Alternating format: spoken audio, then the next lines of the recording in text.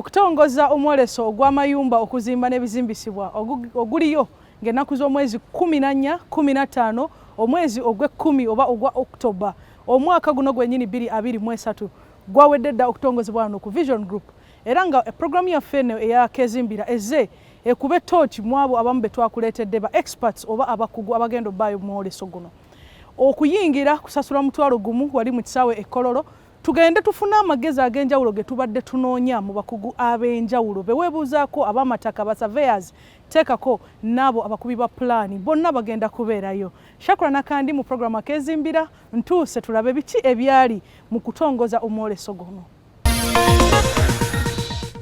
Vision Group has held 2 homes and construction expos, but these have been virtual. We've gotten a lot of feedback from those who have been part of those expos, asking that we make these expos physical so that people can be able to interact with all manner of service providers around this sector. And we listen to that prayer, and so this year we have decided that we shall have a physical homes and construction expo, which is going to run on the 14th and 15th of this month, September. The venue for this expo is going to be Kololo Ceremonial Grounds, which is a very expansive area that should be able to give us the comfort that we need for this expo, but also very accessible, being in the heart of the city. The expo will run each of those 2 days from 7 a.m. to 6 p.m. And the theme for this year's expo is innovations, standards, and opportunities. Ladies and gentlemen, you'll know that one of the marks for a man, a family in this part of the world really is to be able to have a home. So a home is, or a house for that matter, is an important necessity. And we are therefore offering an opportunity where people can begin from the basic discussion around acquisitions of homes or houses to the more complicated issues, as you'll be able to hear from the discussions. However, the objectives of this expo is really to be able for us to showcase cutting-edge products and technologies and solutions from the entire value chain that has to do with homes and construction. Things like paint, roofing, cement, tiling, interior designing, landscaping, gardening. All these are subjects we are going to be able to tackle during the expo. So we're going to provide an opportunity for exhibitors to present their innovations to targeted audiences that are actively seeking new housing and construction solutions. Why is it that it's very important for one to focus on, what is it that one should focus on before acquiring land? Thank you so much, our moderator, colleagues, and all those who are viewing us. I welcome you to this session. My name has been said, Paul Muchiri, and I'm a lawyer now, 16 years standing. You cannot do anything without land as far as construction is concerned, because when we define land, it is not only the surface you see. When you define land, it even includes the space above what you see. So it is something that construction has to move with, and you cannot dissect the two. Now, when it comes to ownership of land, here legal issues arise. What are the different systems of ownership, and how does one acquire land? And aspects of due diligence are very critical. One is, for you to have a better investment in construction, you must ensure that you acquire proper land. And how you acquire proper land will be dependent on the type of tenure one is holding. Commonly in Kampala here we have Mairo, but we also have other tenure systems in the country like a freehold, we have leasehold, we also have customary, which is commonly by our people low income earners. Now, it is critical that before you acquire land, you establish proper ownership from the person owning. If it is registered land, you can carry out what we call due diligence. And you find that many Ugandans are shunning professional surveyors because of the cost that is involved. How expensive is it to hire a professional surveyor? For you to hire a professional surveyor, I don't want to look at it from the cost, but I want to look at it from value. Because you may want to run away from cost and then you pay dearly later on in terms of what you are going to spend. In a number of cases, we have seen constructions that are collapsing because the owners of what they are constructing are much concerned about the cost and not about the quality of the work and the output of what they are going to do.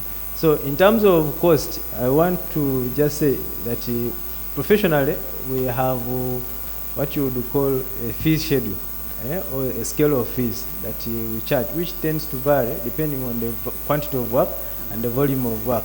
If you wanted to do a boundary opening, for example, or a survey, for example, of a 50 by 100, I don't know whether the word 50 by 100 is more familiar to many people, but many people know 50 by 100 or an 11 decimal plot or 12 decimal plot. If you want to do a survey of a 12 decimal plot, the fee that you are going to pay is not the same fee that you do for a survey of an acre of land. So ideally, the fee, in my view, the fee is something that is subject of negotiation or conversation between the surveyor that you are using and you, the person who is paying for this service. The very first reason why you should have an architect for a plan or a building is, one, is cost. Contrary to what most of you believe, actually without an architect you spend more. I'll start with what we call slope in our language. There's a lot of slope in many houses or buildings that are not designed by architects. What do you mean by slope? Slope is space left over after planning. That is space that you don't need because someone just came up and put up, spaces that you end up with a space somewhere that you don't need. Then there's an issue about efficiency in construction. If you do not do the plans in advance with an architect and you decide to do them on site and you decide, we shall go along as there's no efficiency in construction. Something that would have taken you a year ends up taking you about 3 years because you're planning while you're on site. Most importantly also, compliance with the law. Our friend here has mentioned only 2 laws in construction. That's the National Physical Planning Act and the Building Control Act. But actually when you start construction, when you embark on construction, there is over 5 or 6 laws to look at that you need to deal with. Now, many people who do not know that, they do not know all those laws, but architects are trained to know all the laws. They'll tell you where you need to involve NEMA, for instance. They tell you where you need road reserves. They'll tell you all these things that are scattered over different laws. The law that most people will talk about is Building Control Act. And the reason why everybody's talking about Building Control Act because people will come and confiscate their wheelbarrows on site because they didn't have approved plans. That's the only reason. And we have seen quite a number of high-rise buildings collapsing in Kampala and in various parts of the country. What do you think is the cause of this? Is it because people are not following architectural plans? What's the problem? I'll give you the summary of the reasons why you have collapsing buildings in this specific order. Number 1, developers at fault. I'll give you clarifications. Number 2, authorities at fault. Authorities who approve or disapprove plans. Number 3, probably professionals who are supposed to come in and do what the different colleagues are saying. Whether it is the role of the surveyor, whether it is the role of the architect, whether it is the role of the engineer. If we don't do what we are supposed to do, then we are going to take part as the sinners of the collapsing buildings. 3, 2, and 1. So the Homes and Construction 2023 has been launched. Can we have a round of applause for that? nga tukyawulira ensonga nnyingi nnyo oba ebigambo birungi nnyo ddala okuva mu bakugu bano abali mu nsonga z'ebizimbisibwa okuzimba teekako okulowooleza ekisaawe kino eky'ebyokuzimba nga thiimu yaffe weeri nti obuyiiya omutindo n'okuba nti emikisa giggulwawo abakugu bano batugamba ki si bokka no bwe bagenda okubeerayo mwana wattu okuyingira mutwalo gumu toyina walala wonna woddamu kusasula wabula oyo omupunta gwe weetaaze omukubi wa pulaani abatwala abazimba abalooya ku nsonga z'amataka ebyapa kibirwayo wesasulira omutwalo gumu gokka obeere ng'oyingira ekkololo abakugu bano bonna n'okusingawo ogenda bba owayamuko nabo ate gwe omulabi wa programu eno nkubbirako bubbizi nti emidaala gikyaliyo jangu oba kuwa ku ssimu eri ku screen yo oyogereko ne bakitunzi baffe ojja olonde ennamba omanye ogenda kwolesa ki era abantu kyanjawulo kikyoyina kyogenda obbawa mu mwoleso guno katugende mu kuwumulamuko we tukomawo tukyali mu programu Akeezimbira nga tukulaga okutongoza omwoleso ogw'amayumba okuzimba n'ebizimbisibwa katukomewo.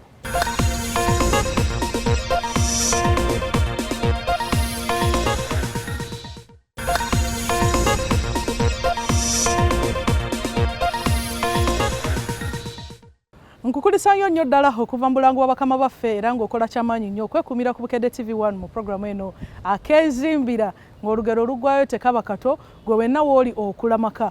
Tulabye nga Vision Group ejja ekola emyereso egy'enjawulo omuli abalimi n'egyo egy'abagole abaffefe abazimbi ku luno nabo bazze yadde badde baatulowoozaako ne leero bazze naffe batuwadde ekisaawe tutongoze ebyo bye tulina magezi ki gowa ba clients bo ohandolinzo otya ba clients ebibuuzo bye beebuuza mu nsonga z'ebyokuzimba bulijjo bawulira nti atwala abazimbi atudde mu kizimbe gindi naye okumutuukako buzibu mu mwoleso guno tubalina era nsaba otule okkalire mu kitundu kino ekyokubiri owulirize abakugu be tuleese ki kye bakunnyonnyola ku nsonga ez'okuzimba ebizimbisibwa okuyimusa omutindo obuyiiya n'okuba nti akatale ddala weekali mu nsonga y'ebyokuzimba katugende mu maaso ne programu eno.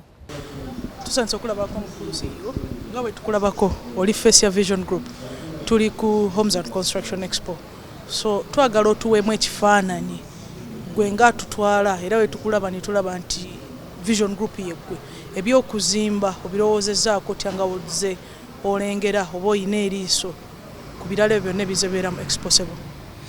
Ekisooka kye njagala okutegeeza abalabi ba programu yaffe ne Akeezimbira kiri nti ffe nga Vision Group buli kadde obwongo waffe babwesera kiki tukolayo ekipya okulaba nti abantu baffe tubawa value.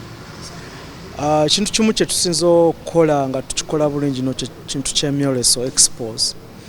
Bangi kumwe abalaba programu eno za mukimanyi tukola omwoleso gwaffe gw'abalimi ogubeera gw'amaanyi ogubeera kololo twakola omwoleso gw'okusoma gwa education nga mulungi nnyo twakakola omwoleso gwa mbaga bride and groom nagwo nga gwa kabi abantu bali bangi tubadde tukola expos z'okuzimba ze tuyita homes and construction naye nga tubadde tuzikola virtually nga tuzikola online twakakolayo season 2 naye abantu bangi abatuwanga feedback abatudde nga bagamba naye omwoleso gwo lwaki temugukola physical mufune ekifo mukole omwoleso nga gw'amaanyi tujje tulabe.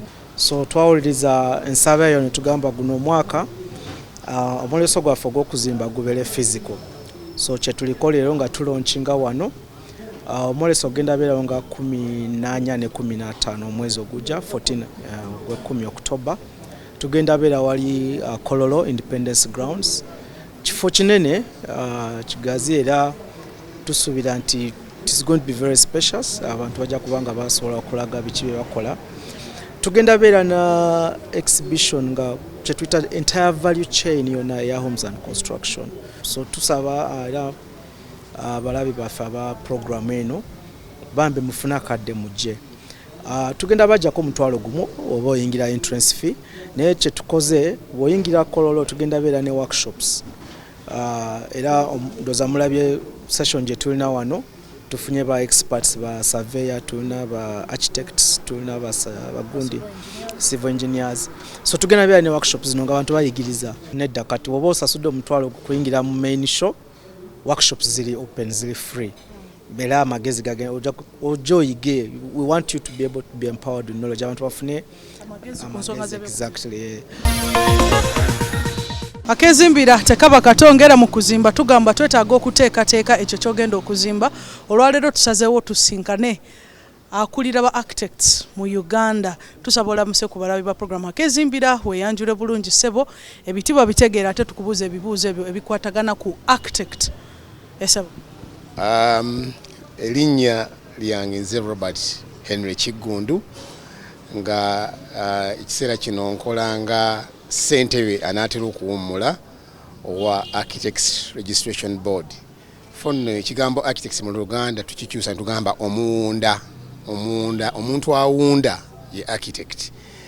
Awo wennyini we twagala twebuulize nga mmwe abawundawunda lwaki ebiseera ebisinga kyowunze emuyenga oyagala okole photocopy okiwunde ekawempe nga tomaze kwetegereza. Kakati ffe abawunda abatuufu tetutera nnyo okwagala kuddamu kintu kye nakola kubanga ekitulanga tetukkirizibwa kulanga kujja mu New Vision neeranga nti nkola ndi munda nkuba pulaani naye kiranga kikyenkola byebyo byenkoze n'olwekyo mulungi egisinga ffe tetwagala kuddamu naye mmwe mwennyini abajja mujja nogamba nalaba ennyumba ewagundi gye njagala oddemu naye wona ate ewagundi waaliwo akasozi guli ku museetwe tejja kunyumirawo nti nze njagalanga bwe yali. Oluusi of course okuba nti oli ye nannyini ssente okkiriza n'okola kyayagala.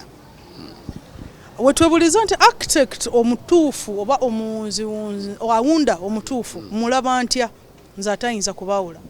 Kakati ekisookera ddala engeri gy'osobola okufunamu architect oba omuwunda omutuufu olina okugenda ku mutimbagano oba website giyite website aba architects gye balina bagiyita www.arbuganda.go.ug okujja kusangako olukalala lwabo bonna abakkirizibwa okuba pulaani mu ggwanga. Engeri ndala gy'osobola okukola balina office aba Architects Registration Board. Omulabi wa program Akeezimbira nga we tuli mu kulaunching Homes and Construction Expo and ku Vision Group tuzeeko eri ataba abamateeka gwe agenda okuzimba ddi we weetaaze munnamateeka oba abamateeka bakuyambiddewa oba beetaaze ddi. Twagala omukulu gwe tuli naye yeyanjule tumanye ye nga wano mu by'okuzimba atuyambye atya era yaali. Tusanyuse okulaba ssebo. Kale neyanziza nnyo nyabo amaanyi nze Paul Mukivi ndi munnamateeka kwa Cloud Development Center era nga practice nga no gasomesa. Ku nsonga y'okuzimba eno nkulu nnyo abantu abasinga bayinza okulowooza okuzimba okera Bukeezi n'oyiwa mataffaali n'otandika kusitula kizimbe. Si bwe kiri. Kitandikira ku ttaka kw'ogenda okuzimba. Olina okuba ng'ettaka eryo liryo. Kiki ekirifuula eriryo? Olina okuba n'ebiwandiiko. Osobola okuba n'endagaano, osobola okuba n'ekyapa, osobola okuba n'olukusa olukuweereddwa omuntu nannyini nti developing ettaka eryo. So ng'ovudde ku ekyo waliwo amateeka agakwata ku by'okuzimba. Okugeza tulina amateeka agakugulagira okufuna plan, building plan. Olina okufuukula ng'oyise emitendera egyo. Waliwo amateeka agagenda okukakasa ekifo mw'ozimba ekintu ky'ozimbyemu kikkirizibwamu. Sijja kukwata kyaki ngende njizimbe nga neetoolodde ebizimbe by'abantu ebya residential we basula mu maka g'abantu musulibwa ngende mbateeka ekyaki mu makkati. Sigenda kuteeka kirabu discotheque mu makkati w'abantu we bakola ki we basula. So tulina amateeka olwaleero agafuga before ki ebizina okuzimbibwamu ate kizimbe ki. Bw'oba ozze ng'oyagala kusavinga oba olinamu ekirowoozo ekigamba njagala kwekutulako ekisooka kigenda okubuuza nti ani nannyini ttaka ly'oyagala okukola ki okwesalako. Omala omutegeera nannyini ttaka oyo alina empapulo za kusayiningira ze tuyita mutation forms ezikukkiriza okukola ki okwesalako ku ttaka lye. Waba tazisayininze tasobola kwesalako ku ttaka lye. Uliza nti ensangi zino bangi bakadde babe batuvudde ku maaso. Bakadde baffe batuvuddeko. Nene weesanga nti eruziraawo ayina wettaka era nga nammwe we mubeera mukadde naafa n'omukyala we naafa famire neesigala mu baana banneiba batulaga bonna bafunye ebyapa naye ffe tukigezaako tetunnafuna. Omuntu ali mu mbeera eyo atandikirawa era kyekimuziiza y'okubeera ng'afuna ekyapa lwakuba mulekwa nfunzi ye abatabaako kake oba wetwebuliza surveying ennyambirawa Surveying weekuyambira nti ekisookera ddala bw'obanga oli mu kitundu ekyali surveyed oba wali ebyapa nga waliwo ebyapa gwe ng'omuntu oyinza okuba nga tolina kyapa naye nga waliwo ekyapa kati mu kibuzo ky'obuuza mulimu ebintu bibiri nti baneiba bayinza okuba balina ebyapa naye otudde nga waliwo ekyapa naye nga gwe tofunanga kyapa. Simanyi oba ekyapa ky'otuddeko kya muntu mulala oba kya jjajja wammwe. Ekiba kya jjajja wammwe nga oyinza okuba nga temumanyi kiriwa kyabula temumanyi na kyapa kyasigala naani ebyo bibeerawo mu by'ettaka. Ensonga ebeerawo nti ekisookera ddala kumanya ploti ne buloka kwe mukoze eki kwe mutudde. Oba omanyi ploti ne buloka kw'otudde then n'ogenda n'okola kye tuyita title search. Oba tobimanyi era sitiri ogenda w'omusaveya.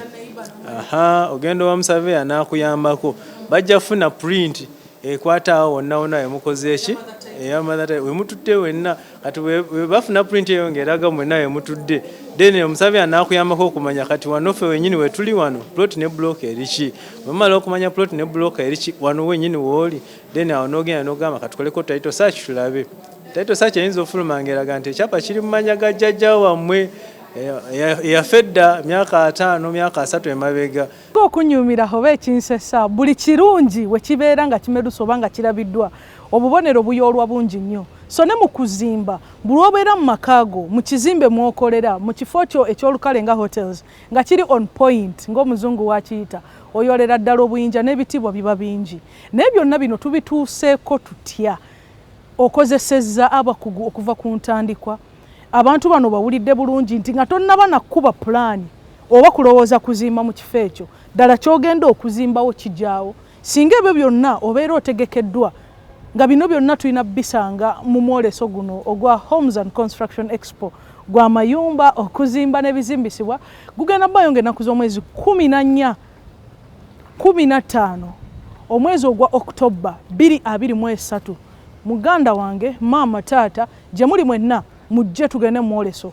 Tubadde twebuuza nti looya mwetaaga lwaki nga ngenda okuzimba anyamba ki jangu obasange mu tenti wali oba ku mudaala gwabwe bafuneko emboozi eyo bajjeeko essimu kola appointment nabo bategeere akasimu kafune yeeyo wogenda okubanga ofunye oluguudo olutuufu olutambula okutuuka kuzimba ekizimbe kyo nga kiri on point. Nkujjukiza nti gwali eyo Homes and Construction Expo eri Kololo ng'ennaku z'omwezi 14 15 okuva ssaawa emu okutuuka ssaawa 12 abakugu bonna tubalina